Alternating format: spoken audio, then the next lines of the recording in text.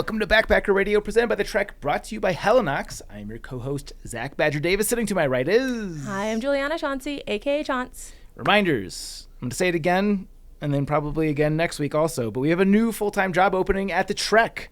This is a tribrid marketing, branding, community advocacy type of job. So if you are hiker trash and you've got some marketing chops and you want to be full-time here at The Trek, please check out the application in the show notes. We are prioritizing people in Colorado, are open to people who are willing to move to Colorado, not closing the door on remote, but definitely giving preference to local folks. So if you know someone who loves the world of hiker trash and is in the Colorado area or is interested in a move, please direct them to this job opening. We are also headed to trail days. I guess as of the release of this episode, about a month away. Yeah, give or take a month and a week. We're hoping that you guys let us know who we should be chatting with at PCT Days. We're very excited to be there.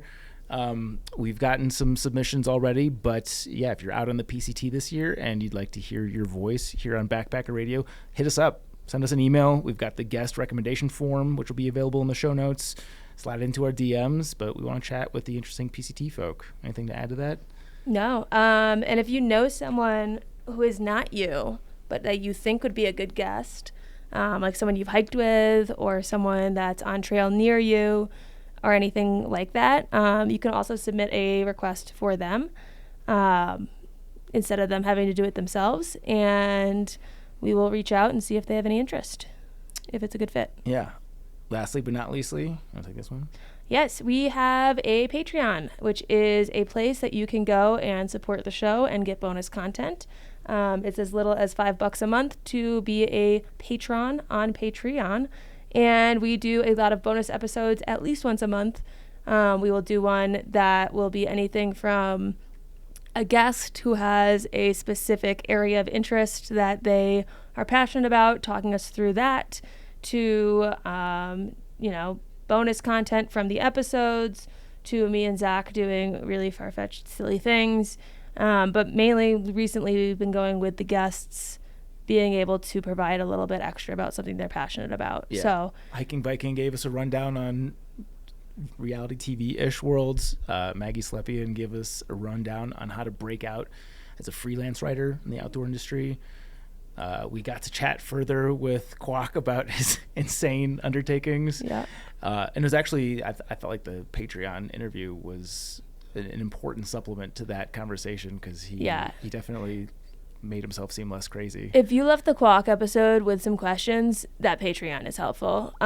We also talked with Aubrey about the self-publishing, how to self-publish, like if you were to do a trail memoir or anything like that, and you just have no knowledge of the self-publishing world, that's a good place to start. And that was kind of a panel episode because we're both self-published authors as well, so we were able to share our insights. And it's always interesting to learn because I did mine 100 years ago and to see what tech has changed.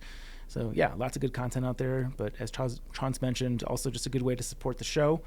We do pay our guests to be doing these Patreon episodes, so supporting us helps us support them. That's it for reminders. Let's get right to our interview with Adam Cramer.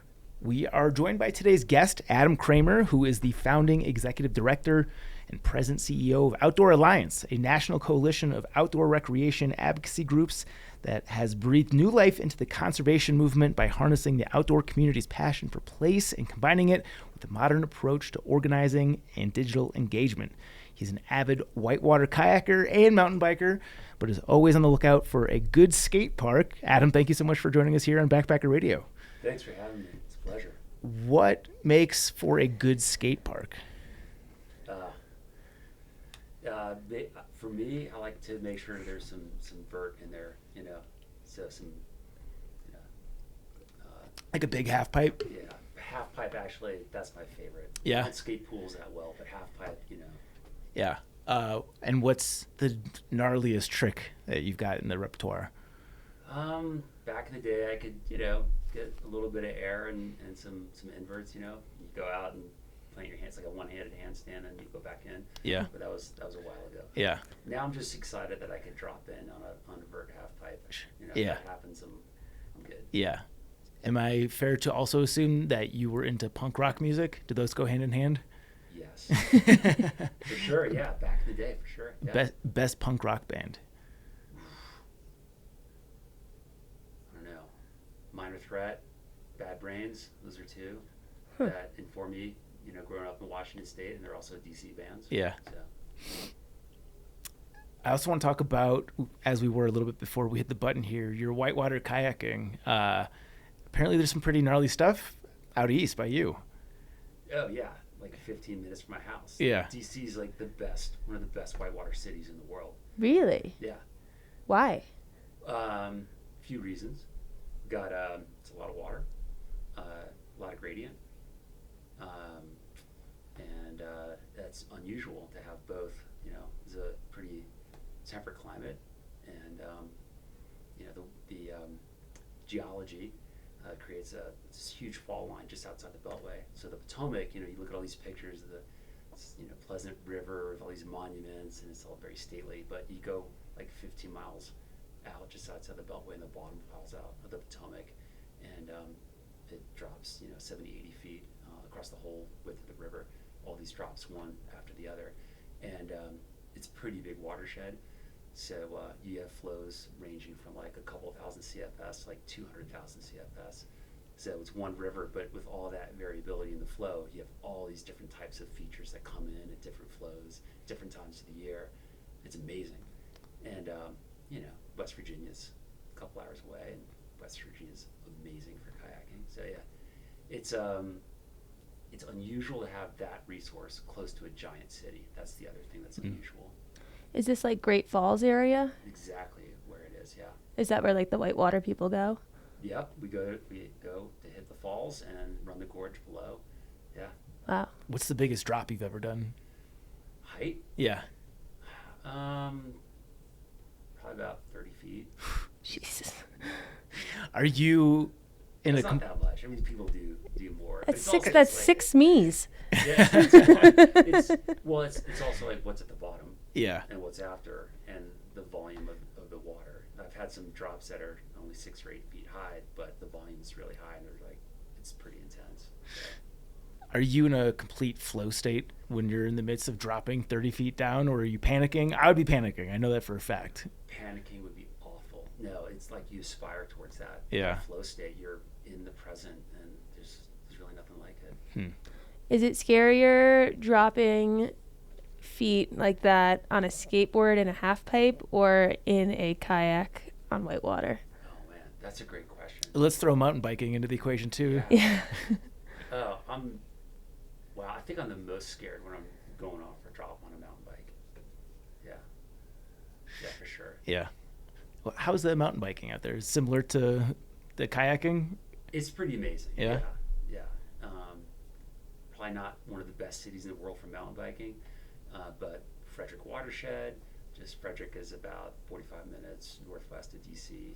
Pretty great trails, and all through Montgomery County where I live. A lot of really purpose-built trails, good community. And again, you're close to, West Virginia, Western Maryland, and Pennsylvania. There's just a lot of good stuff. It's different than riding out west for sure. Yeah. Yeah. Okay, let's jump into it. I know we've got limited time, and I definitely want to talk everything about Outdoor Alliance. Let's start off. What is Outdoor Alliance? I obviously gave that rough intro, but I want to hear it in your words and sort of the origin story behind it. Sure. Yeah, so Outdoor Alliance, it's a coalition of 10 national organizations, all oriented around a certain type of human-powered outdoor pursuit. So the members are the International Mountain Bicycling Association, American Whitewater, Surf Ride Foundation. So all these individual orgs that over the years have been, throwing down really hard for their respective communities, protecting places, securing, sustainable and equitable access. And Outdoor Alliance is an effort to bring all these disparate groups with common values together to work for big picture conservation goals. So does the funding come directly from the organizations, or how does the monetary aspect of this work? Yeah, it's a good question. So everybody contributes a modest amount of dues. It's meaningful, but we secure funding from individuals, from foundations, from outdoor businesses, and those are the 3 main sources of funding that will empower us to do our work. Do you ever get grants or funding from the government directly? nothing from the government yet. But yeah, it could happen. Yeah. What are some of the things that Outdoor Alliance will do? Because I imagine with so many different groups that are combined to be that, it's hard to pick and choose where to put attention or where to put funds. That's the work, because they all have these different, provincial agendas. But there's this recognition that all these different things that they want to see happen exist within a broader setting of public lands. Right, so like you could think about trails, you could think about river access, you could think about a crag, but if they're all in one forest, you want that forest to be taken care of. You want that ecosystem to be resilient. You want funding for that forest to be sound, so it can be managed properly.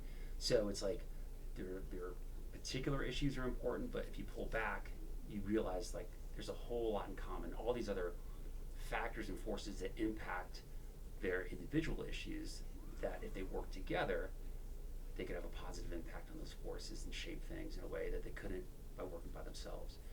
But it's a good question because it takes time and a lot of trust, and it's taken years really to figure out like, all right, what's important to all of you in it from each other, to have surfers learning from mountain bikers and mountain bikers learning from backcountry skiers and finding that that consensus around things. And when you find it, it's really empowering, really exciting. How did you specifically get involved with Outdoor Alliance? Oh, well, it's a long podcast. So it wasn't by design. It wasn't like I was like, all right, I found this organization. Not at all. So I moved to DC for work. Right out of law school, I moved to DC. I was involved with a girl at the time, and she got a job at the Justice Department, and that's why I moved to DC. And there were a lot of law jobs in DC. I had like a ton of law school debt, so it's a good place to go to like learn the craft of being a lawyer, pay down your debt. And found out after moving there, it's like a pretty cool place.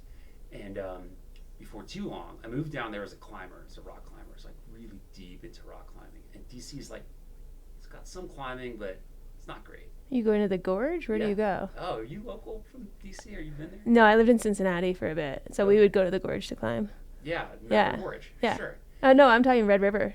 Oh yeah, I've been to Red River Gorge, New River Gorge, but the Mather Gorge. Is that the one there? Into Potomac, yeah. Okay. It's like, it's okay, but I had the benefit of being all around the world and checking out some pretty amazing spots, and it wasn't really ringing my bell, but I found out that kayaking is pretty amazing there, and got into it. So I had this like kind of these two parallel lives, being at a big corporate law firm, and then getting pretty deep in the whitewater scene in DC. And they were pleasantly separate, right, until they weren't. And I was in a parking lot, and this guy comes up to me and says, "Hey, Cramer, you're a lawyer, right?" And I was like, all right, here we go. Like, getting ready to say, like, I can't help your brother-in-law, I don't do that kind of stuff. But he worked at American Whitewater, this guy Jason Robertson, and he said, we're in the middle of the hydropower relicensing on the Upper Youghiogheny River. It's Maryland's first wild and scenic river out on at the end of the state on the West Virginia border. It's an amazing whitewater resource. I mean, it's it's amazing. So he was like, we need some help. Can you help out with negotiating this permit? And I was like, I just said yes. But in my head, I'm like, I don't know anything about hydropower relicensing. Like nothing. But I knew the river really well, right? I knew the people that cared about the river. It was important to me. It was important to my friends. And they needed a lawyer. I figured I'd give it a go. So, that was the fork in the road for me. Starting to work on conservation issues and looking at the world in a totally different, perspective. And then ended up on the board at American Whitewater. And then started doing some similar work for Access Fund. It's a national organization for climbing, rock climbing. And then when there was an opportunity to dip in and help with Outdoor Alliance, I was well positioned and said yes. Tell me about the shift in going from a corporate lawyer to leading a nonprofit. That seems like a pretty big change. Yeah, total shock to the system, But I had the benefit of doing some conservation work and advocacy work with American Whitewater with the Access Fund, so I was familiar with it. But I had to really transition from the lawyer, mindset, the counselor mindset, where you're advising somebody as to what they can and can't do, or how, helping them navigate some, challenge, to like being the client. Because in the beginning I was like, what do you guys want to do? And the response I got back from these organizations who had never really worked together was like, well, what do you think we should do? And the lawyer part of me was like, what are you talking about? I can't tell you, like, I'll help you do whatever. Why did you even hire me in the first place? And then I got over myself. I was like, wait a second, that's not fair. And I had to just take a breath and realize, like, we need to figure out, what's important to these different organizations. How do they look at the world? What are their priorities? What are the parts of the country that are important to them? And how do we start finding some consensus about some things that we can work on together? And that, I didn't learn how to do that in law school really, but it was a shift. Yeah. So what are the primary goals? And like, I know conceptually what they are, but in terms of like what you're looking at for the remainder of 2024, maybe even a year beyond that, like what are some of the specific objectives that you're after? Yeah, for this year, okay, I'm probably going to say over, for the whole organization, but no, I appreciate that, narrowing things down. So there's a lot of really exciting, meaningful things coming out of the current administration in terms of environmental regulation and conservation policy. There's an old growth amendment for old growth stands in national forests. Solar efforts to develop solar areas, new conservation rule from Bureau of Land Management. So, towards the end of any administration, they're looking to lace up their vision for a lot of different things. But from our perspective, we're looking at what they're doing with the Forest Service and Bureau of Land Management, Park Service. So bring those things to closure, from an administrative standpoint, one major thing. And then legislatively, there's a piece of legislation called the Explore Act, which is pretty incredible. First one of its kind. It's a big package of recreation policy, and it actually passed the House of Representatives. It's a bipartisan piece of legislation. You got Republicans and Democrats agreeing that this is a good idea. And it's enough of a priority that I got floor time, and it actually passed this year. It's huge. And as things work, one chamber passes it, it goes to the other chamber, and they gotta, they want to tinker with it. And so we're trying to work with the Senate to make sure that they, are able to pass, their version of it, and get this thing passed. And that would be a monumental accomplishment, not just for Outdoor Alliance, but a ton of organizations and constituencies that have been invested in this, this piece of legislation for years. So what kind of things do the act include? So it's a package of all these different provisions, and it's got something in there for everyone. There's provisions in there for mountain biking on long distance trails. There's provisions in there for fixed anchors in wilderness for climbing. There's the Outdoor Recreation Legacy Partnership, which directs additional resources through grants to historically underserved communities. So that's really cool. There's the thing called the FICOR, the Federal Interagency Working Group for Recreation. So it helps Forest Service, BLM, and Park Service, Army Corps of Engineers all harmonize their efforts on outdoor recreation, do a better job with that. Guides and outfitting, permit reform, so facilitated access. And the list goes on and on. And so that's how a lot of stuff at DC works. It's not just somebody's bill, but if you get packaged them together, you bring on other constituencies and other lawmakers who want to see it happen. When you mentioned mountain biking on long distance trails, do you mean creating long distance trails for mountain bikers, or do you mean bringing mountain bikers onto trails like the AT? The former. Making new long distance New trails. long distance now, mountain bike trails. Nice. Are there a lot of those now? Many? There's some, yeah. I didn't mean to touch a nerve. I know you. Oh no, I'm asking for the listeners. No, it's like it's the idea that there are tremendous experiences, and there are a lot of public lands out there, and well-designed, thoughtfully created mountain bike trails are, tremendous assets, and let's build a few more of them. So, yeah. Why do you think this got bipartisan support? Because that's a rare thing to happen. I know that they like to butt heads and take turns being the hero. Like, why does something like this pass? Yeah, it's another really good question. Well, recreation has been on kind of a roll in terms of getting bipartisan support for things. Like, the Dingle Act passed several years ago, bipartisan, full permanent funding for land and water conservation fund, bipartisan.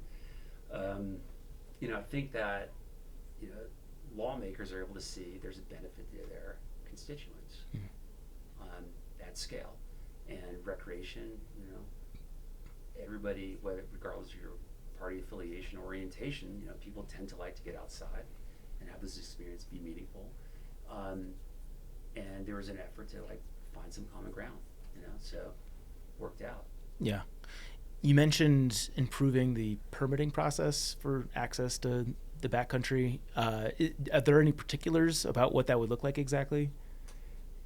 Yeah, so it's like you have a public land, there's Forest Service, Bureau of Land Management, all these different agencies, and the permitting process varies from different agency to agency, and you might want to put a trip together that goes from Forest Service land to BLM land, Park Service land, and the permit process, as I understand it, can be pretty onerous and difficult, and that complexity hinders the ability to take people outside to experience these places, and hinders their ability to light that conservation fire and make these issues more relevant. So I think the more the better you're able to get people outside and make these connections, you end up being able to conserve more places because it's more relevant to more people.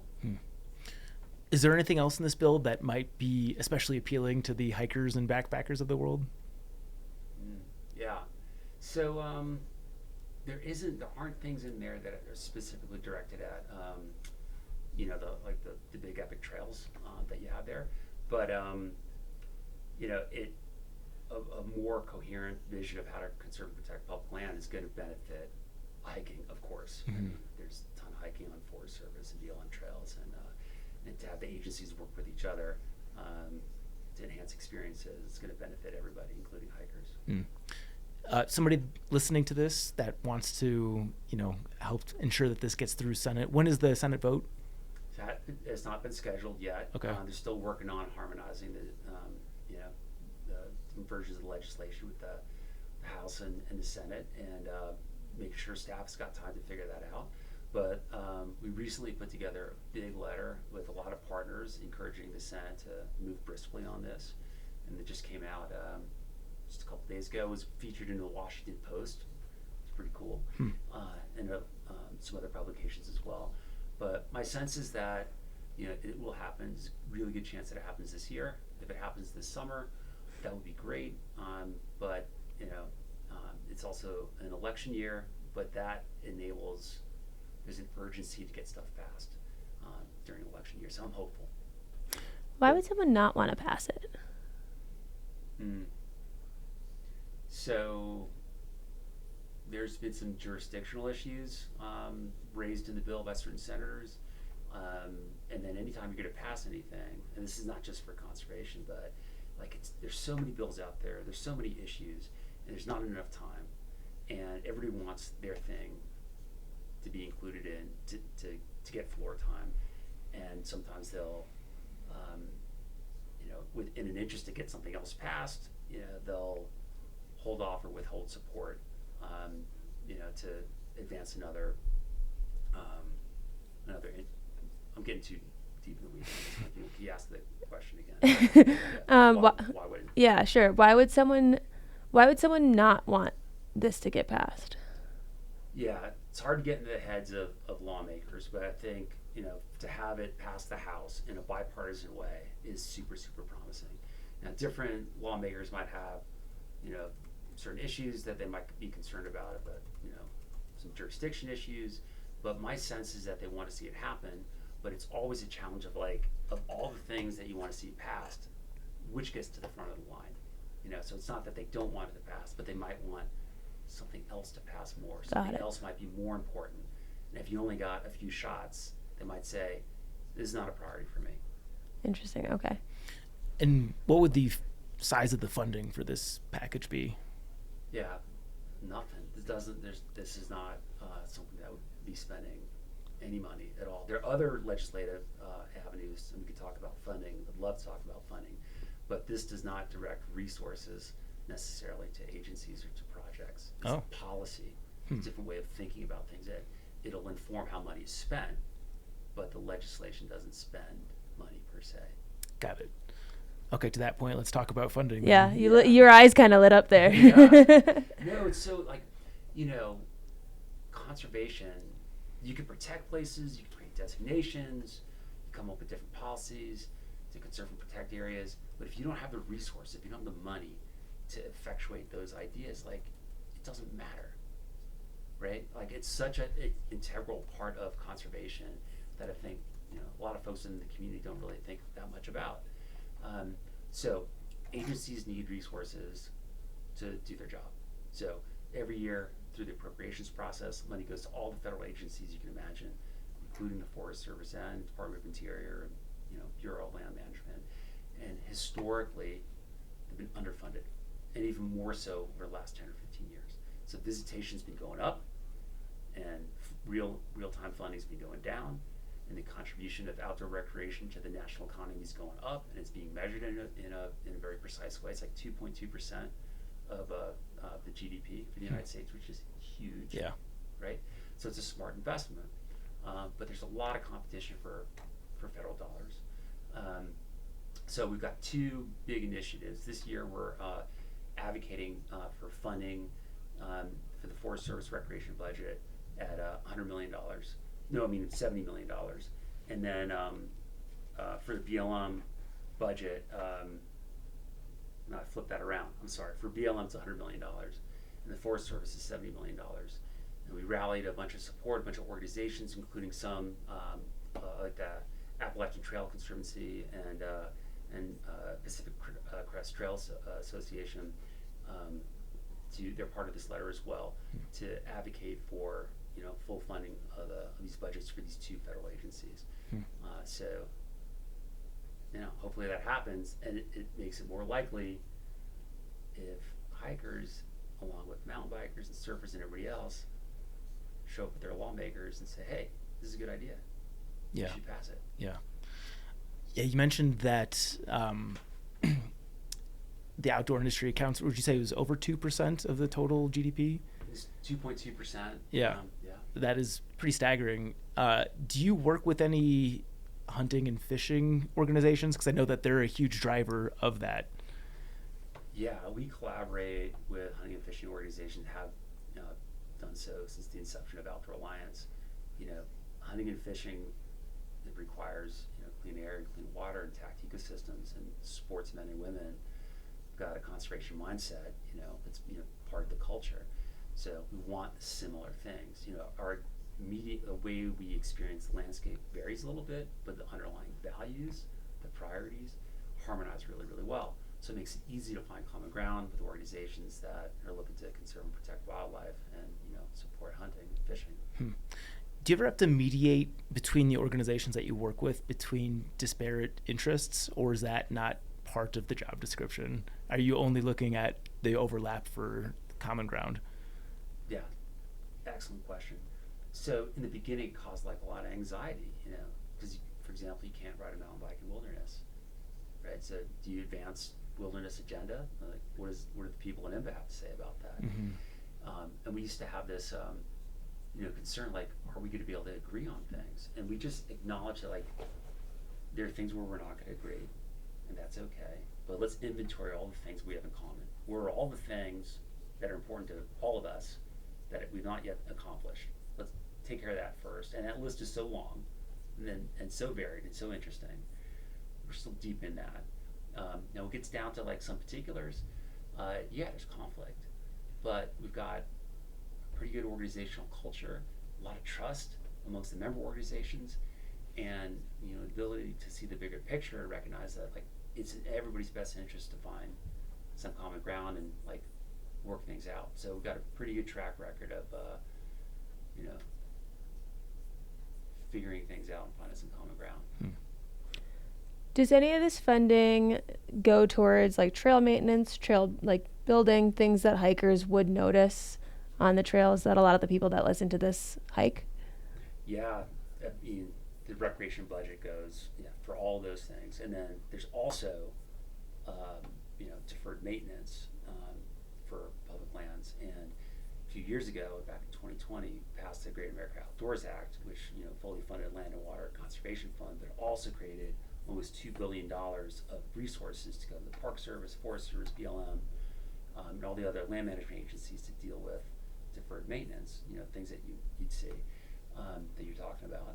And that fund, that runs out in 2025. So time to get it extended in 2025. Yeah, for sure.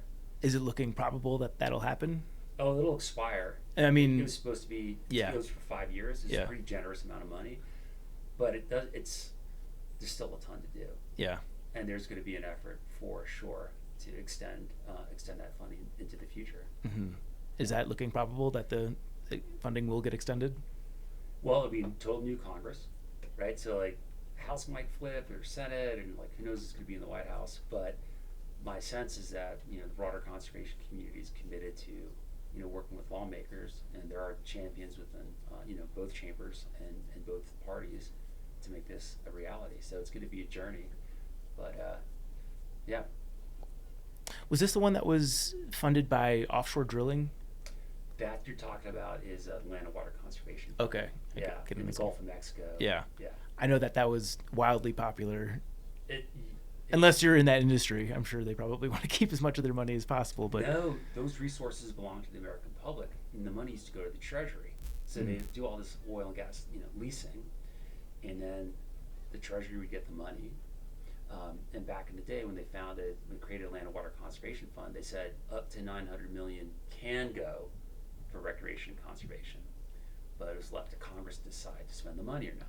So every year, all these conservation organizations would advocate, like, hey, more money to land and water conservation fund. And over 50 years, they only fully funded it twice.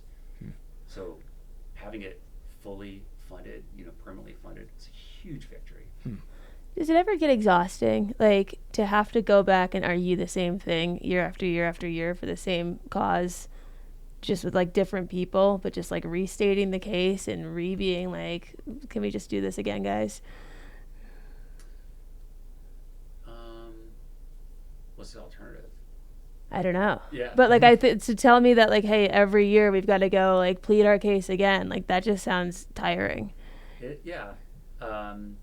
But that's the reality. I mean, you want to get money to the agencies, you want to conserve and protect places, like that's the mission. Like the benefit is that you secure resources to be invested in the places that you love. And if you love these places and you love the experiences they provide, it's motivation enough. And also to like challenge the status quo instead of every year going back and doing it. You know, we came up with the idea, not just us, but a lot of folks were like, it should be permanent. And then we advocated for that, not just year after year of funding, but, you know, develop the idea that like it should always come. Right. It shouldn't be subject to the appropriations process. If you're pulling natural resources out of the Gulf of Mexico and you decided to reinvest it in our public lands and waters, like just do it. Right. Well, that's what I mean by it being exhausting, because I feel like I'd start to feel that way too, of can we just like not have to do these every year and you guys just keep doing that and we're good. Yeah. But then, you know, a lawmaker will be like, well, but maybe there's another need. I want the flexibility. And what if something comes up and I'd rather spend the money on some other social issue? You know, I understand the argument for it, but you know, we nailed it. It did happen. Yeah. Yeah. I know that your organization has a wildfire report. Can we talk about some of the most eye-opening and interesting takeaways from that? Yeah. So, I hope you put the report in the show notes. Yeah. It's like a 20-plus page report. So I give you some high-level, you know, overview. But like basics are like fire is like it's part of the natural ecosystem in North America. Always has been, like forever. It's always been fire here, and then it's been able to coexist with people for thousands and thousands and thousands of years. You know, indigenous societies and cultures and nations have been using prescribed fire forever, and figuring out how to strike a balance between, you know, this dynamic of the ecosystem and needs of their societies and nations. And it worked for a really long time. And then, you know, indigenous nations were displaced and some societies were destroyed. You all know, you're familiar with that history, and that practice was suspended, you know, by a large part. And then practice within, you know, forest management in the United States was, let's cut down a bunch of trees for timber, and let's not let fire happen, like at all. They used to have the 10 a.m. rule. If a fire came up, they used to try to extinguish it by 10 o'clock that morning. And the problem with that is that, you know, under more of a natural system, or systems more harmonized with the natural system, fires happen and fuels, smaller trees, brush, burn, and the bigger trees survive the fires. And you've got like a balance, and it works. But if you cut down all the big trees and you never let anything else burn, the system's out of whack. So you got climate, and that these other forces based on management and the lack of, you know, more sound management, you know, from indigenous communities, the situation's awful. But the good news is we can figure things out with some more, guess what, prescribed fire and more thinning. And that, to a lot of people in the environmental community, causes it's like an emotional issue. What are you talking about? Can't cut trees. Can't let things burn. Yeah. But you need to do both of those things to enable these landscapes to become more fire resilient. Yeah. Eventually. So. Are there areas that are currently doing this well, or are we just up our own ass as a country altogether? No, the science behind it is sound, and it's been applied, and it works. But the Forest Service needs resources to do it, and communities need to provide support for this basic idea. And think we just need a bit more of an adult, you know, mindset in dealing with this. And it's hard because fire's scary and smoke is upsetting, but it belongs in the ecosystem. It's part of being in North America. Yeah. So is this more of an issue of lacking the resources to do this correctly, or that people have old ideas in their head about the correct way to approach fires? A little bit of both. That's why we wrote the paper, because there's all this churn about this issue, and we thought, you know, it's having a real world impact on outdoor recreation. I mean, you know, thousands and thousands of miles of you know, hiking and biking trails have been closed, and river miles and access to climbing areas. It's a huge impact. And also, as you know, relates to climate as well. Right. So that's why we took this deeper dive on it, and like tried to peel back, like, what's exactly going on here, and what can we do about it. So yeah, details are in the paper. Yeah. Is there a reason for optimism that we'll start to implement a smarter, more I guess more of an old school policy with this? I'm optimistic. It's going to take some time, but yeah. Do you think that there's places where it would happen earlier than others? Like, is this something that gets approved and then Forest Service gets to pick where they implement it? Or are there states that are more likely to want to do it than others? Like, how do you choose where to start? Yeah, that's a good question. I mean, it varies a lot. The Forest Service is 193 million acres, but it's not the majority of the forest land in the United States. You know, there's private land, state land. You know, you got a lot of different entities that have ideas, but there's not one singular, you know, entity in charge of all of it. You know, you got to have some, you know, collaboration between states and feds, and you know, also Bureau of Land Management. But it has to be undergirded by, you know, sound science and some sound policy, which I think we're making progress towards. Seriously. Yeah. I'm just trying to look through our questions. I think we've covered a lot of this. Yeah, I guess for somebody listening that is motivated by wanting to improve our conservation and supporting your organization, what should they do? Like, what's the first step for getting involved in something like this? So I did a little research in getting ready for this conversation. I know that you all have really impressive resumes in terms of hiking. These trails that are hundreds and hundreds of miles, and I looked at like the 4 of the well-known national trails like the Appalachian Trail and Pacific Crest Trail, and so like I'm sure you know right off the top of your head, how long is the Appalachian Trail? 2,200 miles. Yes, 2,200 miles. How many states does it go through? 14? 13? Close. 13. All right, so here's something. How many congressional districts does it go through? I don't know. Yeah. Okay. 123. No, 24. 24. And then also it's 13 states. Each state's got 2 senators, right? So with the 24 congressional districts, each congressional district is got a congressperson, right? So and 2 senators per 13 states is 26. You got 50 lawmakers just in the Appalachian Trail that have got part of the trail going through a place for which they're responsible, for which they're accountable, right? It matters to them. The trail or that part of the trail is like essentially a constituent, right? And Pacific Crest Trail, only 3 states, but 20 congressional districts. Right? And so if you add all this stuff up, these 4 major trails, Continental Divide Trail, North Country Trail, you're talking about 129 lawmakers, 129 members of Congress, right? And that have a part of these trails going through their states or their districts. It's got to matter to them.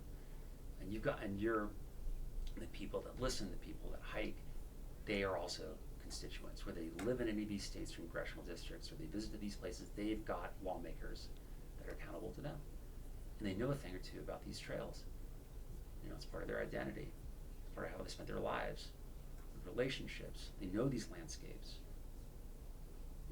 They can be some of the most authentic and effective and compelling advocates out there. And that's what moves the needle in Washington, D.C. Because all these lawmakers, they got a really tough job if you think about it. They're accountable to everybody in their state or their district. They got to make decisions on behalf of those folks that have put them in D.C. And it's hard to talk to 700,000 people. There's about 700,000 people per congressional district. Or if you're a senator, millions of people. Like, how do you do that? How do you talk? You can't. So you got to extrapolate. You got to talk to people and know a thing or two about something that's important. So if you show up, all right, and you've got standing to show up just because you're a constituent, but even more so because you know something about these places. You can inform the decision making and inform how these places are funded or not funded if you don't show up, and whether all this legislation that we're talking about passes or doesn't, or to your point earlier, even gets slot on the calendar or not. So like there is a thing to do, and we try to make it accessible at Outdoor Alliance and all the member organizations. Like we do a lot of the work to figure out like what's even going on, what's important, and then how to take do something about it, how to take action. And that's where everybody else comes in. And then also all these trails, they've got these organizations that are dedicated to these trails. So professionals that know all about these trails, all about the politics, all about the funding. So if you want to hike the AT or the PCT, be a member of those organizations. Support those organizations in their work. And they'll let you know as to when to dip in and check in with lawmakers, and we'll do that as well. But from your personal experience, and then the organizations that support the thru hiking community, there's so many opportunities to show up and make a difference. And I can tell you, like, it works. Are you ever looking to expand the member organizations that Outdoor Alliance works with? Yeah, we think about it all the time. And we started off, we formed our organization back in 2014. There were 5 of us, and now there are 10. So we've expanded American Alpine Club, Certified Foundation, the Mountaineers up in Washington State, the Mazanas, Colorado Mountain Club. So always looking to partner and collaborate, and potentially expand the membership. Nice. This will be an odd shift of gears, but do you want to line up the Kumo Oh, question? do I? Oh, no.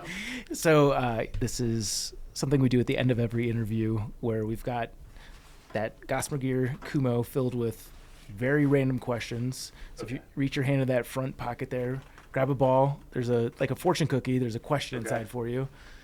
Okay. It'll be incredibly random and totally... Totally random. Should I open this up? Yes, Yeah. please. Use code Snugglebug for 20% off shelters at gossamergear.com. How many of these things am I going to open? Just one. Yeah. If you could have one fictional food from a movie or book, what would it be? That's a tough one. A fictional food? You made these. Fictional. Well, yeah, sort of. Should we give him a different one? I don't like that What question. foods aren't real? The only thing that came to mind is in the movie Hook, where they have that giant imaginary meal where it's just like very colorful Yeah, I'm slop. gonna get him another. Yeah. Spare me this? Yeah. All right. But there's got to be other fictional foods, right? Let's pick this one for Like a fried dragon. Fried dragon. Where's Yeah, I'd give it a go. Yeah. Tastes like chicken. There's a bag of these somewhere. Oh, here it is. I found it. It's our trusty Coors box. This one will be better. I can feel it in my loins. What's the most beautiful place you've ever been to, and what makes it so special? Love that. That's more fitting. Yeah. Okay. Does that have to be like an outdoor place? No. No, could be anything. My home with my wife and my kids. That's nice. It's a very sweet answer. It's totally true. Yeah. But if it's outdoors, Great Falls. Yeah, being at the top. Yeah. After a couple laps. Yeah. Looking over there with my friends, having good lines. Yeah. Love that. Well, Adam, thank you so much for sharing Outdoor Alliance's mission and how people can get more involved, and all the great work you're doing for all of us outdoor wilderness lovers and your conservation efforts. So thank you for joining us here in Backpacker Radio. Thanks for having me. It's a pleasure. To the Trek propaganda portion of today's show. This is something I've been clamoring for. This is my Nostradamus abilities. Basically once the iPhone released the SOS feature, the writing was on the wall. I guess I'll just get right into it. The title of this article is No Signal, No Problem. Apple introduces two-way satellite messaging for iPhones. This is by our guy, James Townsend, who also is the head honcho over social media. Very smart dude. I'll just give the intro to this one. iPhone users will soon be able to stay a lot more connected in the backcountry. This week, Apple revealed that as part of the upcoming iOS 18 software update, iPhones 14 and newer will soon be able to send and receive text messages via satellite connection without needing access to a cellular network or Wi-Fi. For thru hikers and other backcountry enthusiasts, this means that checking in with friends, family, and even other iPhone users while on trail will soon be almost as easy as sending a normal text in town. Like other GPS messaging devices, the new feature will still require open skies and longer wait times to send and receive messages, but it will also allow users to send messages via both iMessage and SMS, including emojis and tap-back reactions. The new iOS is expected to be released in mid to late September. Just as a quick aside, did you see all the new capabilities of the iOS 18? No. There's some cool features in there. There's one where you can schedule text messages. That's smart. Yeah. I think they limit it to just a couple of weeks, but I use the schedule email thing constantly. So to do it per text is good. I wish they would allow you more time to make sure you don't forget to wish somebody happy birthday. I know it's a little disingenuous to schedule it, but when you've got a memory that is made of Swiss cheese, the thought occurring at any time is better than missing. So yeah, I have an annual reminder on my phone, how you could set reminders to annual. So mine reminds me when it's Garrett's birthday. Not that I would forget, but just in case. Yeah, it's good to have a safety net. I've got stuff like that too, but I also schedule too many reminders, and sometimes they just get stacked, and I just ignore them. So yeah. And also another quick note from this article, although not yet officially announced, rumors suggest that Google has also been beta testing satellite messaging features for its upcoming Android 15, meaning 2025 could be the first thru hiking season with widespread satellite messaging for hikers with newer phones. So exciting stuff. Is this going to be the death of the inReach? Good question. And James goes into the article, not in the immediate future, for a few reasons. One is you look at the battery life of like an InReach versus your iPhone. With an InReach, I think you get like 3 weeks of battery versus an iPhone, especially if it's not the most state-of-the-art one. I know this says it's only for 14 and newer, but I feel like even with the 14 nowadays, you're probably only getting 18 to 20 hours of usage. So, yeah, I mean, if you brought a battery pack where you can charge your phone fully every single night, then I suppose that would work, but not everyone does that. Is it going to become like how someone could still hike with like a full framed, like external framed pack? Is that going to be what it's like when you see someone with an InReach where you know they're going old school? Yeah, it's not impossible. I could see definitely like in a few years, especially as battery technology further advances. I don't know. I also don't think that Apple's going to be making features specifically to long distance backpackers. Sure. Like, we're too small. We're too niche for them to be thinking about us. But you think about how expensive like the subscription plan is to an InReach or something comparable, hundreds of dollars per year, and you're already paying for the cell phone bill anyway. If they make the satellite messaging part of the normal plan, people that are trying to save a few bucks, it's going to be very hard to convince them to pay for something extra. Yeah, is this going to be part of it, or is it going to be like back to 10 cents a message? We'll find out, but I don't know. I would imagine that satellite messaging will eventually just become the normal. All there is. Yeah. No more 5G. I don't know. It seems like there's enough. This is with me knowing nothing, but enough lobbying dollars behind all these cell phone companies that they would probably fight that pretty hard. So I have no idea. But yeah, really interesting. It'll be cool to see what happens with this in the next couple of years because I, like many of you, probably would prefer to not have an extra device that isn't necessary.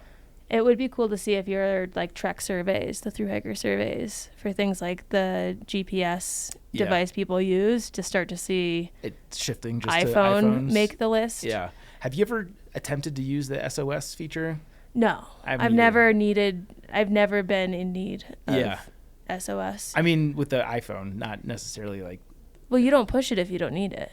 I was just wondering, I guess I don't know how it works. If you accidentally swipe it, it then puts you on a screen where I think it says, "Are you sure?" Oh, okay. We could try. Should we try? Sure. Okay. I think you have to be... If the cops show up, I'm going to say you were doing something really bad. Yeah, do you have to turn off cellular to get it to activate? No, you push both.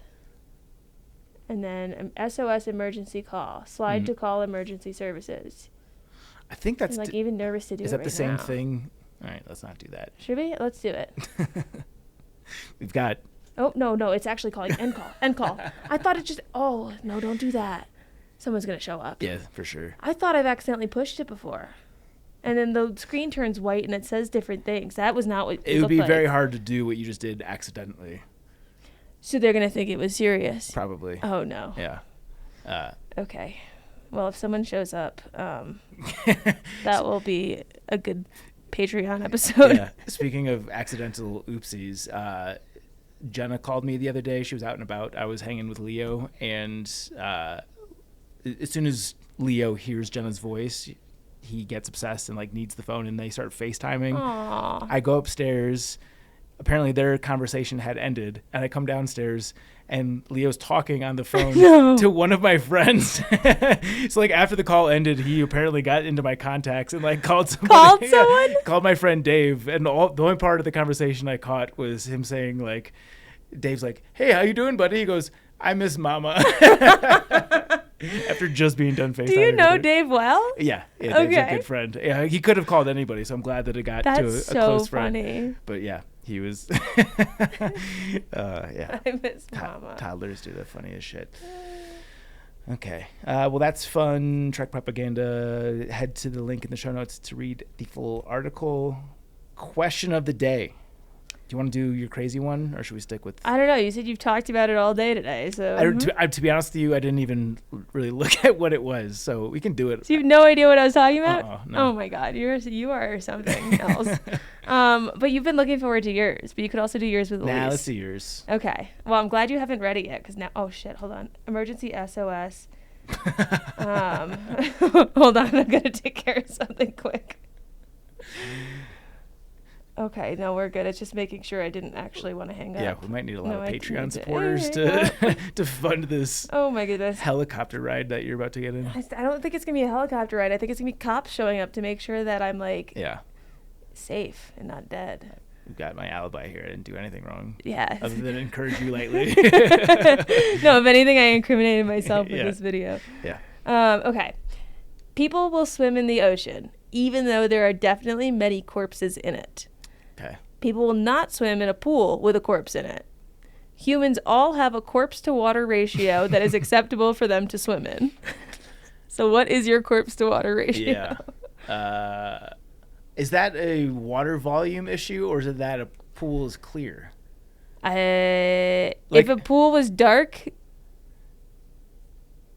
I think. Well- Well, I think the point is that you don't know that Yeah, there's a flip dead body that. in there. Because if you're like in the Caribbean where there's a dead body and you can see down to the floor of the ocean, you're probably not getting in that water. well, I think like the depth more than the clearness, because it could be the clearest water. But if like I'm swimming above where the Titanic sank, I certainly won't be able to see down that far. Sure. So maybe that's the more appropriate question: is how far below you does it have to be? Oh, definitely further than would be able to reach me if it stuck up a little zombie hand. Yeah. I would say deeper than you could get without scuba or even snorkeling gear. Yeah, I like that. Yeah. I should not be able to, on my own, Yeah. dive down and touch corpse. Yeah. And if I've got a 1 foot buffer from that distance, fine. I'm totally cool with it. Even though you're Even a like couple swimming dead in corpse bodies. juice. Yeah, I don't care. Yeah. Yeah. I mean, you get in the ocean, there's bodies in there to the point Well, of the that's the question. point. Yeah. But that's never what I usually think about. I usually think about there's sharks in here. You think about your corpse, your future Right. corpse. Like if- joining the ranks. Yeah. Yeah, no, I mean, that's definitely way more top Or of mind. is it because I'm thinking about sharks, does there just have to be something scarier than a corpse in the water for you to be okay with there being a corpse in the water? For example, I never think about the corpse in the ocean because I'm thinking about the sharks. So if you were in an area that was sand sharks, you would then shift down to corpse thoughts? No, any sharks I would be afraid of. But let's just say that you're in... Let's say I'm somewhere with no sharks. Yeah. You're in a lake. Like Lake Superior has a lot of corpses. How many do you think? They've had like shipwrecks. Like, come on, classic song, "The Wreck of the Edmund Fitzgerald." Classic. You know that one. They've had shipwrecks. How many corpses are in Lake Superior? Also a great song. Google Gemini. I think I've made you play it before. It's impossible to know exactly how many corpses are in Lake Superior. There are estimates that thousands of people have died in shipwrecks over the centuries, perhaps around 30,000. However, the cold, deep water preserves bodies rather than decomposing them. Here's what we know. So if they were to drain Lake Superior, you'd find 30,000 corpses at the bottom? The town that I grew up in was 22,000 people. So there's more people at the bottom of Lake Superior than Your entire town. Yeah, Golden, I think, is 20,000 people. And you'd probably still swim in it. In Lake Superior? Yeah. Yeah, I mean, yeah, fine. Yeah. Is Superior the one that touches Ohio? Yes. Yeah. It's the Michigan one. Yeah. I thought the Michigan one was Lake Michigan. That is the Michigan one. No, Superior also touches. I didn't know there was a Lake Michigan. Hold on, let me Google. It's Holmes, Huron, Map Ontario, of Michigan, the USA. Erie, Superior. God, include the water, guys. I don't just want to see the states. Anyways, here's some more facts about the shipwrecks. Yeah. Lake Superior has a history of many shipwrecks, with estimates around 350. Holy shit. These wrecks likely claimed many lives. No, can you finish your sentence? Yeah. There's 3 lakes that touch Michigan. Technically, okay. 4 lakes that touch Yeah, we're Michigan. we're There's talking UP. Lake Michigan. Okay, so... There's Lake Superior. There's Lake Huron. And then there's a teeny tiny touch of Lake Erie. Yeah. I was thinking of Erie. That's...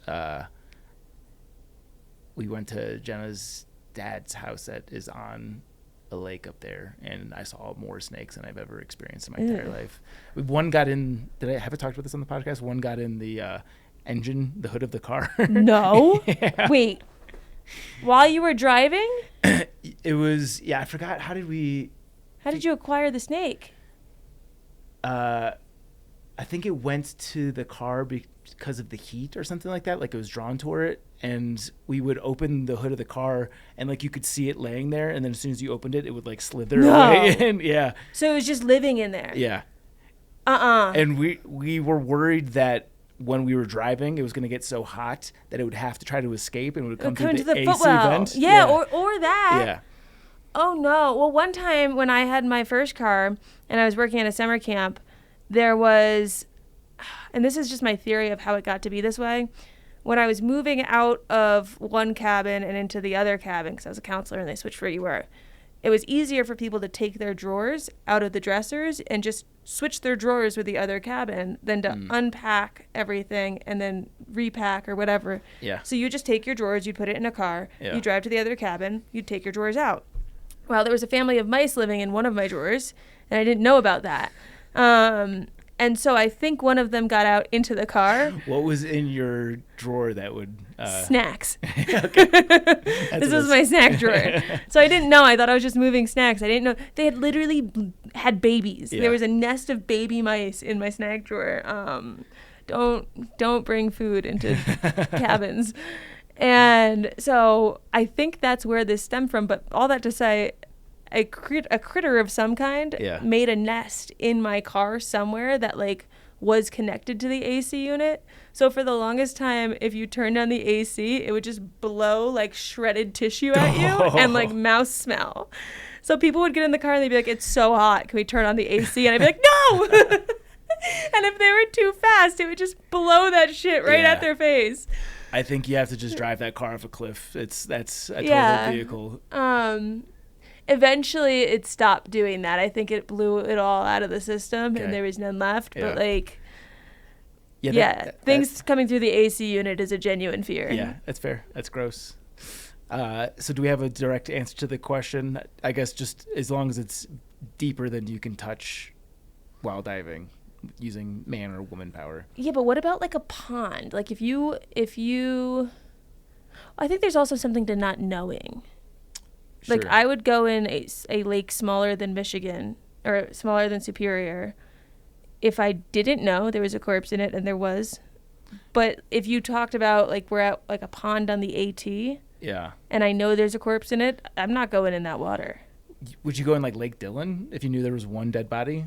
Yeah, that's a big lake. Yeah. And there's also, I think there's something about it being around people and roads and buildings versus if you're at a miscellaneous pond in Maine. There's something more creepy about that, where the corpse is more likely to be a zombie. Yeah, I think part of my hang up with the pond scenario is I don't think I would swim in a pond without a dead body. Ponds are pretty disgusting. Yeah. I mean, I grew up with a pond. Yeah. So I've swam in ponds. Yeah. I swam in ponds until I jumped onto a snake. And then I stopped. Fair. But again, I think a lake I would swim in. I mean, there's got to be a corpse in every lake, right? I would say probably not in Lake Dillon. I don't know. Maybe there is. No chance. That there isn't? No one's drowned on a boat? Yeah, maybe actually. There's probably a corpse in every lake. Yeah, people get pretty drunk on those pontoons. I actually, to swerve this, hot take, Triple Crown of hot takes, I would hot take that there is a corpse in every lake. I'm going to take the under on 100%. Because a lake has to be so big to be a lake. Yeah. Like you go up to northern Wisconsin and some of the lakes there are not massive. And like they're also, some of these are really remote and not many people are going there aside from like fishing occasionally. It is a good place to hide someone. Yeah. There were 3 people that drowned in Dillon Reservoir this year alone. So makes it one of But are the bodies still there? It's one of the deadliest Colorado waterways in 2022. Yeah, there's how many waterways? I guess if you count rivers. Wisconsin has 15,000 lakes. I don't think that there's a body in each of those. It's only one way to find out. Yeah. Time for road trip number 2. All right, cool. That was fun. So that was good. To the Triple Crown trying to make it backpacking focused, so there's a little bit of backpacking talk Something on for Backpacker everyone. Radio this week. We're going to do the Triple Crown of AT trail sections. You take someone that you hate, and I believe the terminology that you used in the text thread was a little bit more graphic. Yeah, you fucking hate. That you fucking hate. It's because I took this from something I saw on TikTok. It was something where they'd take things they would do with someone that they hated, and they said fucking hate, but I can't remember what the TikTok was. Okay. Anyway, my first one is going to be that flat corn stretch between Boiling Springs and Carlisle, because it's while it's flat, which is nice, it is corn and walking over roads and through fields, like people's cornfields. Mm-hmm. I also found it slightly hard to navigate, as I did get lost in someone's cornfield and had to then find my way back out. Sounds like the makings of a horror movie. Yeah, so there's a little spooky there, Yeah. potentially, depending on what time of day. Do you remember when we hid in the corn to scare Elise? Yeah, that was really fun. Yeah, okay. I knew you were going to say that because that's what you put in the text Yes. thread. And you probably know what I'm going to say here, because this is the only correct answer, and it's northern Pennsylvania, which you are somehow a stan of. Am I? You've said on the podcast before that you didn't think it was as bad as people built it up to be. No, I thought it was fun. I enjoyed the rock jumping. I was also in the best shape I've ever been on that trail. I wasn't annoyed by the fitness required from it. It's just you can never get. It's like the hard part of doing off-trail backpacking without any of the benefit. Well, I think when you hike very slowly, you're not thinking about as much, where am I going to put my feet? Oh no, this is slowing me down, because you're already going that slow. Mm-hmm. So rather than getting slowed down, it's just like a little more interesting. Okay, so you're going at the same pace you were without Right. the rocks. I like to hike at a mosey. Yeah. I'm a mosier. Yeah. Well, I think I'm speaking for most people when I say that northern Pennsylvania sucks, Rocksylvania as they call it. Just the number of times that you're scraping ankles, and you lose all your hiking rhythm, and it's not like these rocks are getting you to better views, and it's annoying. It's fucking annoying. I'll agree with you on that, because if you are taking someone you hate, they probably aren't Like also you. hiking Yeah. normally, so that would be very difficult and strenuous for them. And if you go around, I think it's the Dan's Pulpit. Is that the name of the guy with the pulpit? There's someone's pulpit. From there to about like Sunfish Pond, I think that's the name of it. All of the gut hooks things typically mention something about look out for rattlesnakes. Yeah. Because in the little rock holes, That's where there's dens. Yeah. And I think taking someone through a stretch that's not only rocky and hard, but full of rattlesnakes, like, you are achieving a lot here. Yeah. So, very good. Yeah.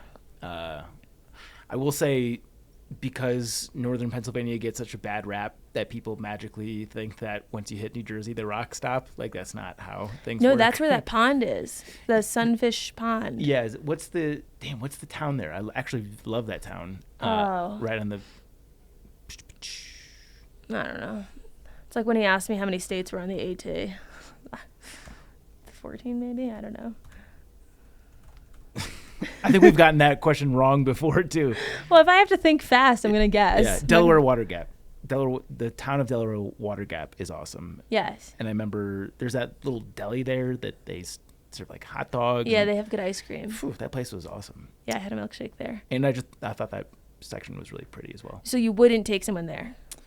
That would be the first place that I would not allow them to go. Yeah. That's where it starts to get good again. That's where you say, sorry, we have miles to make, we can't stop. Yeah, right. Okay. Number 2 for me is, I think the rest of these are not going to be the ones that I saw on the Trek article. So you can source the least favorite sections. That's a question that we ask in the survey.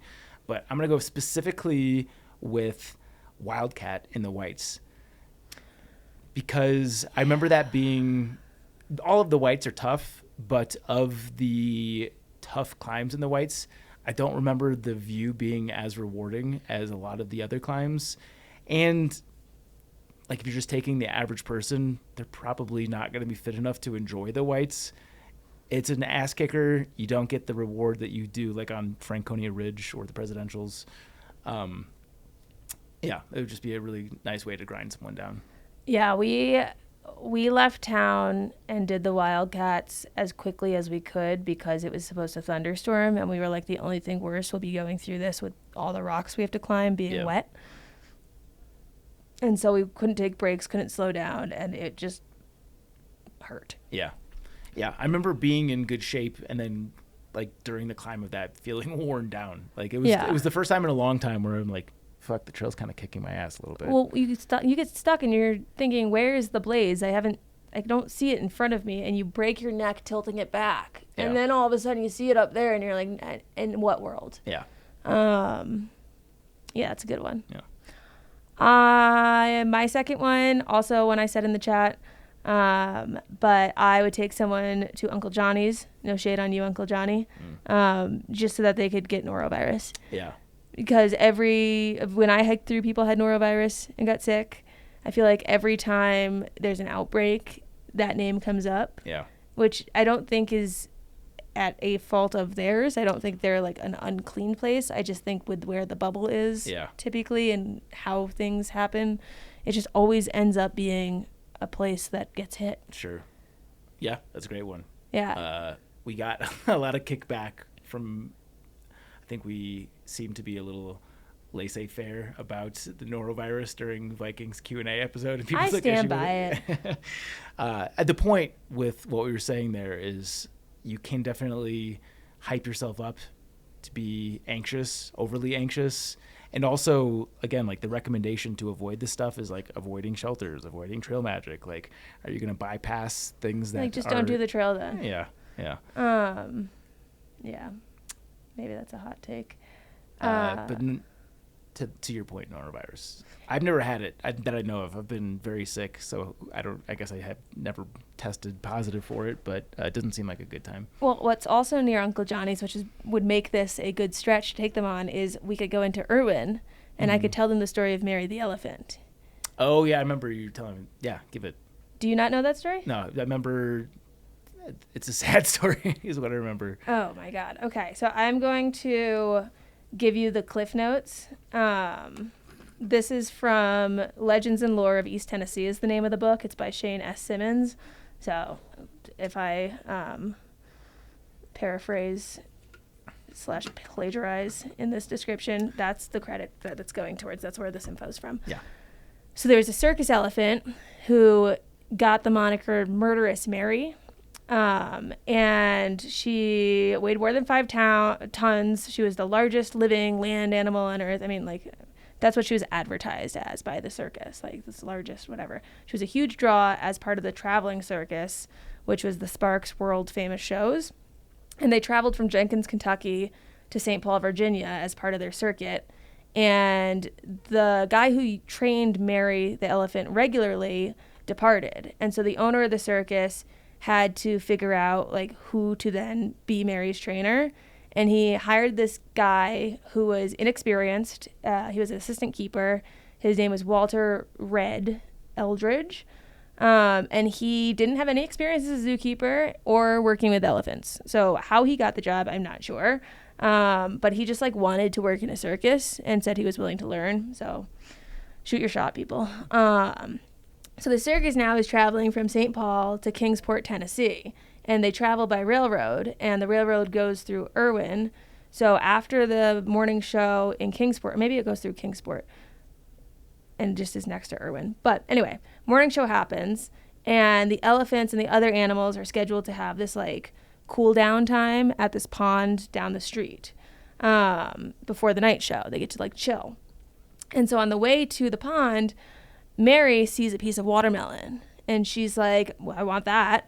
And she goes to reach it with her trunk. And so this red guy who has no experience with elephants uses his bull hook to block her from getting this watermelon. And she did not like that. So she tries again, and he whacks her again. And she gets angry, and she grabs the guy with her trunk, throws him into a drink stand, and then stomped on his head until it exploded in a quote unquote horrific display of brutality. Yeah. So then a crowd begins to gather, and people are screaming, like, kill the elephant, like mob mentality breaks out.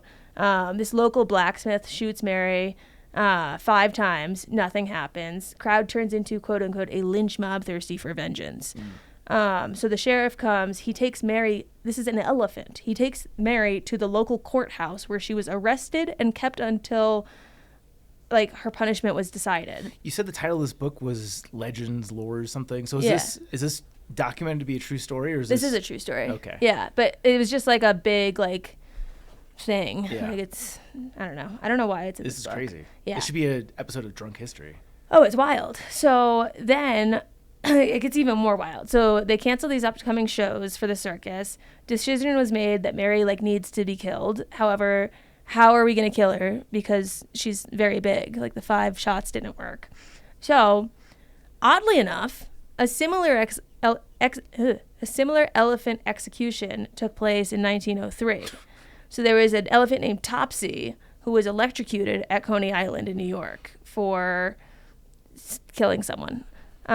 Jesus Christ. So Kingsport, they were like, we don't have the level of electricity necessary to electrocute Mary. And after going back and forth about what do we do instead, they decided, let's transport her to Irwin, Tennessee, where they would hang her from the railroad crane in public view to appease the mob. So September 13th, 1916, at the Clinchfield Railroad Yard in Irwin, Tennessee, a crowd of 3,000 people gather, and they go to hang her from this railroad crane. And the first time they try to do it, they like chain her legs and everything, and the chain snaps. And so Mary drops, hits the ground, breaks a bunch of shit. Like she had injuries, she broke her hip. And they're like, okay, let's try again. Let's use a heavier chain. So they try again. And the second attempt succeeded in lifting her off the ground by the neck. And due to her injuries, Mary was unable to give off much of a struggle. Within minutes, died. So the vet who inspected her body afterwards realized she had an infected tooth near where the inexperienced trainer had hit her with the hook. So that's why she got so mad, was he was hitting her where she had, you know, an infected tooth. But they eventually buried her in an unmarked grave near that Clinchfield Railroad Yard in Irwin in an attempt to make everything go away. So like people of Irwin do not like this story being told. They used to have postcards of it though. Like there were postcards of Mary hanging from this crane. So is norovirus just Mary's ghost coming back to haunt the people that come through Irwin, Tennessee? Maybe, who knows? Yeah. But I think between them going, the person I hate going to Uncle Johnny's and getting norovirus, and me telling them that story in a town, that like, that's incredibly depressing. Yeah, I think that would be a great place to bring someone I hate. Sorry for any animal lovers that might have been a little bit morbid. The lack of humanity it takes to want to publicly execute an elephant is the mob mentality. Like it's satanic, nuts. So there's some AT history for you. Yeah, fuck those guys. Each and every one of them. We're pro elephant here on Backpacker Radio. We sure are. 100%. We love elephants. Yeah. Whose turn is it? Mine. I've got one more. Yeah. My last one. It's hard to pick because I've got 2 that I think are equally as rough. But I would say I would take them to Shenandoah in late July or early August because you're crossing that road so many times so you can't really get in the I'm out there mindset. And it is so hot and humid that it's just like not fun. Yeah. And I'd probably make sure I bring them a sleeping bag that's too warm. Yeah, that would. It's not as exciting as my last one, but the elephant that's a tough one. That's a tough it's act hard. to follow. But I just remember being miserable in Shenandoah. I was doing 8 miles a day because I was just so over it. Yeah. And the saving grace with it being hot is you do have access to blackberry milkshakes. If it's open. Yeah. Like we were hitching up and down the road sometimes and it wasn't open and we were shooting our shot. Just wrong time or wrong time. But I just remember also having my quilt that was fully unzipped and not even wanting it to touch me. Yeah. And I was there in late May, early May, and if it was already that hot. So end of July. I do remember having a lot of sleepless nights on the AT because it's like the low will get down to mid 70s and it's humid out there, so you're like sticky. Yeah. Minimum I need is like mid 60s, and that means it's not even getting there until just before sunrise. So yeah, like I'm talking, I need 50s overnight. Yeah. I think any view you might get in that section would be ruined by your mood being at the ground. If I were going to through hike the AT today, that might be inspiration alone for me to start earlier. Just you have to deal with the worst weather up front, or I would definitely be taking a lot more drugs for sleep specifically. I think I would blue blaze. I would do the water blaze, the Shenandoah water. Oh, I'm just talking about the heat of the summer and not sleeping. Yeah, I don't know what I would do. Aqua blaze. Aqua blaze, that's the word. Yeah. Yeah, no, it's not fun. Yeah. My last one, not to pick on the whites, but I'm going to. Mount Washington. It's difficult. Also, the worst weather in like the world, or certainly the United States. I forget what the fact is, but it gets like hurricane force winds. I'll have to fact check this, but it's a lot. But it's pretty, and there's the lodge at the top. That's the thing that I think I don't like about it is like the whites are beautiful because they're so pristine wilderness. And you get up there's a cog and there's like people buying T-shirts. The cafeteria is wild. Yeah, it's like if I'm going to do all this difficult climbing, I don't want to get to an area that people have just driven to the top of it. I wasn't a huge fan of Mount Washington per se. I liked the hut just below Washington. I liked all the area around it, but Washington itself was challenging, and I wasn't too stoked on all the stuff. What about this? A recommendation, if you will. Take them to Mount Washington to hike it on a day you know the weather's going to get bad, so that you have to turn back, so that they don't even get to say they made it to the top of Mount Washington, because that's the cool part, is getting to say you've done that. Sure. But you got to turn back. Yeah. I want to look up the hurricane force wind at Mount Washington. I think it's like 200 miles per hour. No, I'm Sounds curious right. to know how many days out of the year. Oh. Regularly experienced in fact. So in the winter, it's every other day. I don't know what it is in the summer, but yeah. Suck it.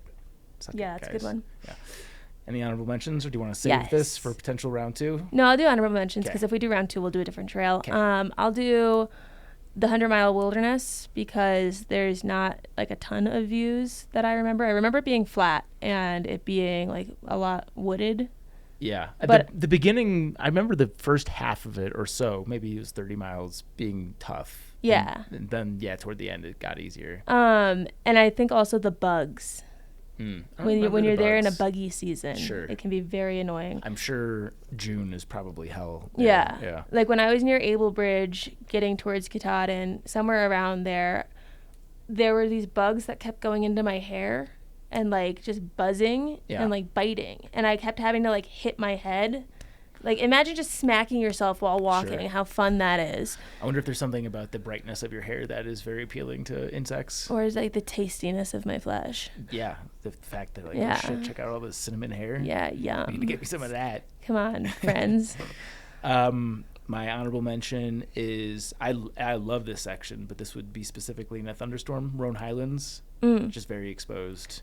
Yeah. And to do that section without the views would be a bummer. It's like essentially what we just did. Yeah. We saw the ponies. Roan and the No. You're Grayson Highlands. Aren't they close?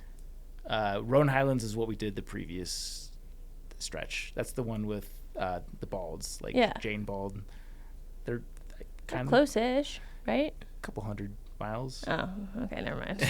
Some time has passed since I've done this trail. I swear I hiked it. Maybe not that much. Probably not that much, actually. I like that.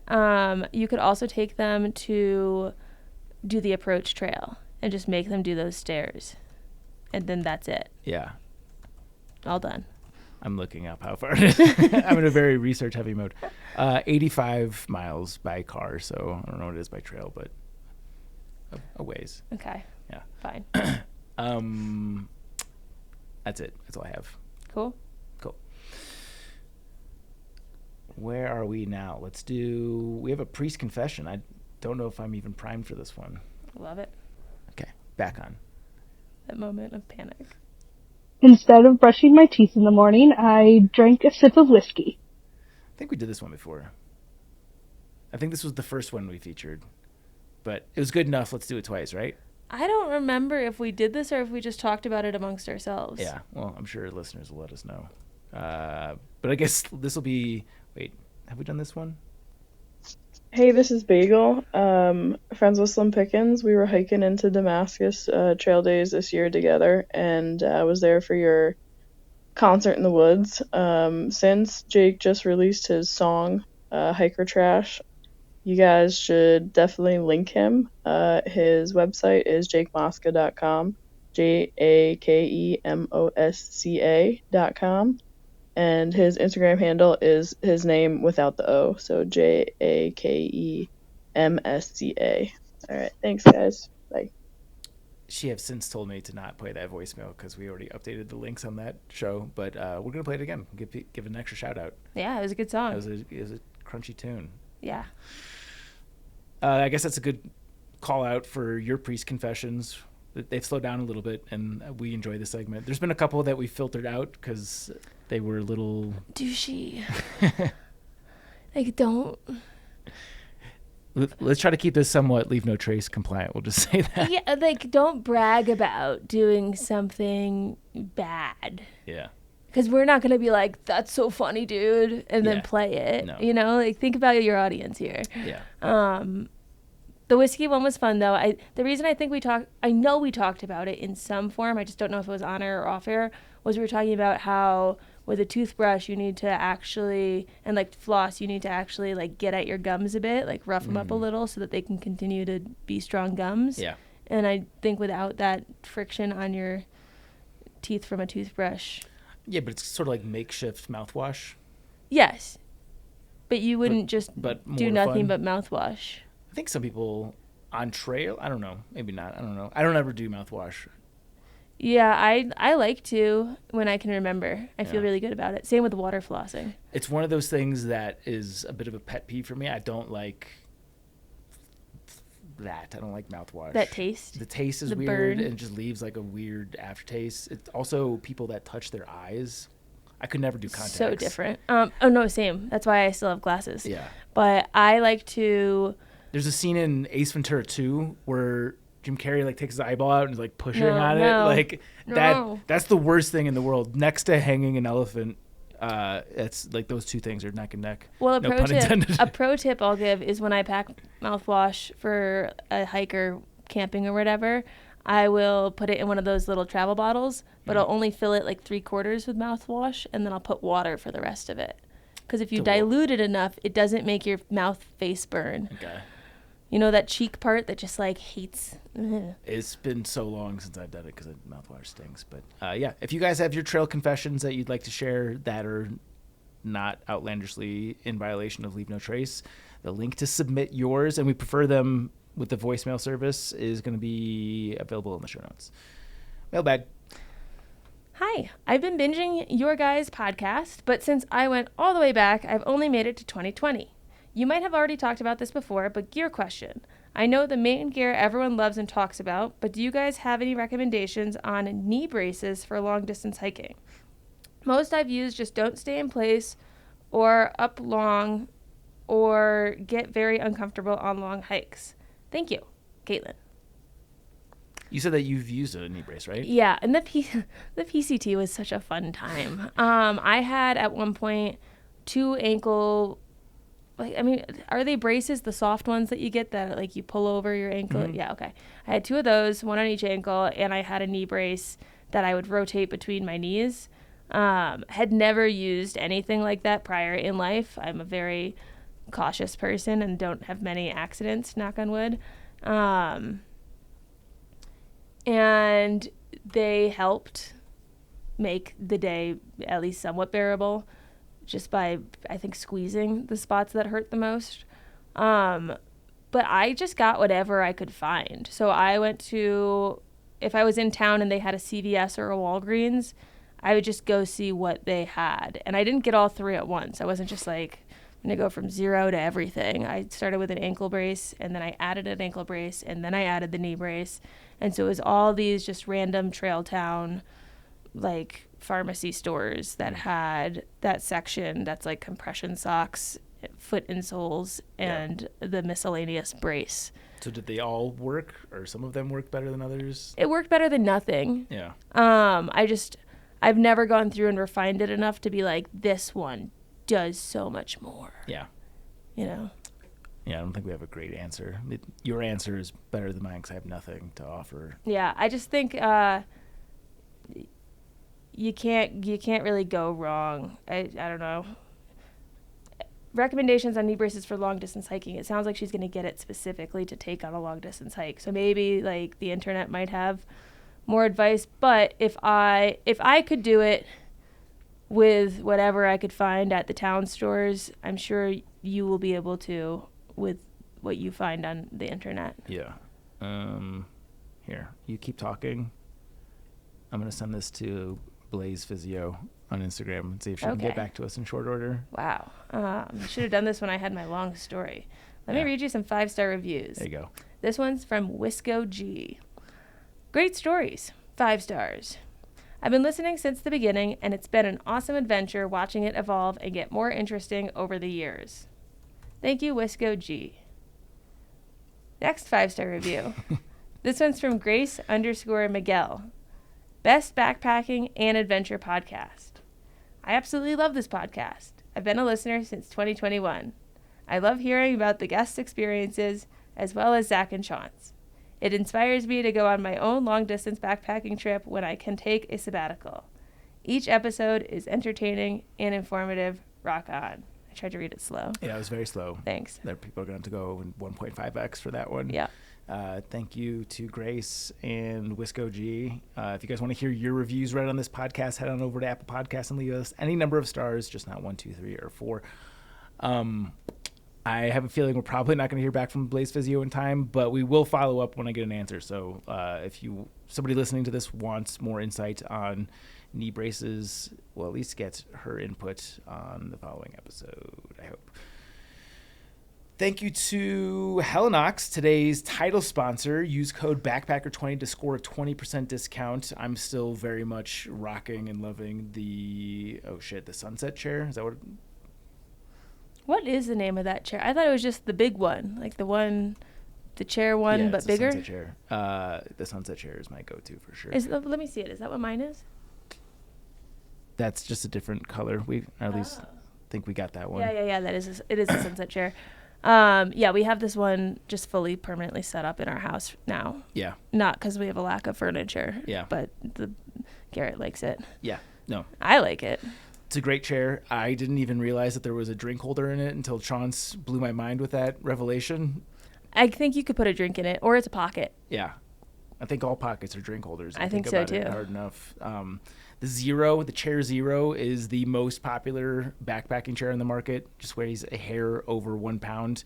It does pack down incredibly small. And if you're small statured like Chance, it just makes for a good normal chair as well. Yeah, and the swivel chair, the small swivel chair they have, is just soothing. It's fun to be able to sit if you're someone that likes to tap your feet or shake your knee, do anything while you're sitting just to get out some energy. It's nice to be able to sit and just swivel side to side. I know it's not much, but I do it all the time during the podcast. Yeah. Like to be able to do that in the backcountry. It's the small things, people. And you had experience with the table recently. Yeah, the table was good. I was worried because it was like a soft top kind of thing. I mean, it goes into a bag, so I wasn't sure how stable it would be. And we did a movie night because we were going to go camping in Twin Lakes, and there was a forest fire. Put out your campfires, people. It was human caused from a campfire that was not fully out. So thank you, whoever it was, for ruining my weekend and potentially the ecosystem, environment, everything. But we set up my 8-person tent that hasn't been out of its bag since I worked at the summer camps because that's what I lived out of. And how many mice corpses were in there? Oh my God, it was perfect. It was just like I put it back in. Yeah. Set it up. We brought both of our reclining lawn chairs that we usually lay by, the pool with, into the tent and brought out blankets and pillows to put on them. And then we had the table between us with the projector on it, and we hung a white sheet on the other side. Yeah. And it was so good. And I was worried because we were having wine. So I was like, what if I put wine on this and it spills and it gets on my projector? There was no bouncage. It was great. Wow. So it can support the weight of a projector. How many bottles of wine are we talking? We each had a glass of wine. I had this water bottle on it. I had my book on it. We got a box of pizza. So we put that on top of the projector. So that was also on the table. Where is pizza from? Cosmos. Yes. We're big Cosmos. Okay. On the weekend, people. It's right around the corner. Yeah. And I feel like there were like other bits and bobs on this. I mean, it was a table. Yeah. We treated it like a table. We put things on it, and when we were done with it, we took out the little things that you put it together with, and we put it back in its bag, and we packed up. Yeah. So I was surprised by how much it could hold. I was surprised by how sturdy it was, even though it was kind of soft. Yeah, all around good. We should get that thing out on some Trail Magic, or maybe even like a remote interview or something. Yeah. But yeah, thank you to Helinox for supporting us. They really do the best backcountry furniture and all that good stuff. Yeah, I'm trying to get a cot. Yeah. I want to after sleep. Oh, we also slept in it. So after sleeping on the lawn chair, Yeah. I'm like, why don't I ever just get a cot for this Yeah. car camping stuff we do? Yeah, it's a great call. Again, that's code BACKPACKER20 to score a 20% discount off full price items at their website, helinox.com. A super big thank you to our Chuck Norris Award winners on Patreon. That is Alex and Misty with Navigators Crafting, Andrew, Austin McDaniel, Austin Ford, Brad and Blair with 13 Adventures, Brent Stenberg, Brian Hallsop, Fables. Christopher Marshburn, coach from Marion Outdoors, Dane, Ish. Derek Cook, Eric Casper, The Friendly Ghost. Eric Hoffman, Greg Knight, Greg McDaniel, Maybe I don't know his name. Haley Buckingham, Palace. Jason Snail, Barely know her. Jesus, Liz Seeger, Patrick Ciancialo, Sawyer Products, Spam, Timothy Hahn, Solo. and Tracy Trigger. You can follow us at Backpacker Radio on TikTok and Instagram at Backpacker Pod on X, Facebook.com/Backpacker Radio. You can follow Chance. You can find me on Instagram at Juliana_Chauncey. I'm putting videos on YouTube at Juliana Chauncey, and you can get my book Hiking from Home, a long distance hiking guide for family and friends on Amazon. Appalachian Trials and Pacific Crest Trials are my books. We'll be very grateful for a review if you've got the time and you've read the books.